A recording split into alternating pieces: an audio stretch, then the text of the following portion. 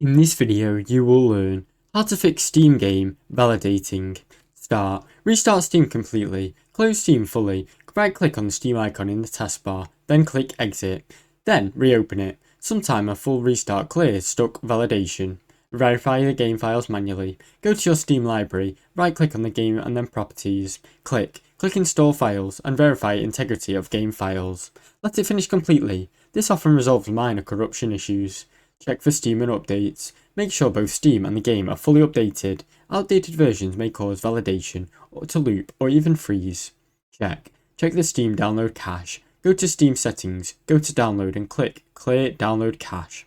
This will log you out of your Steam, but often fixes validation problems.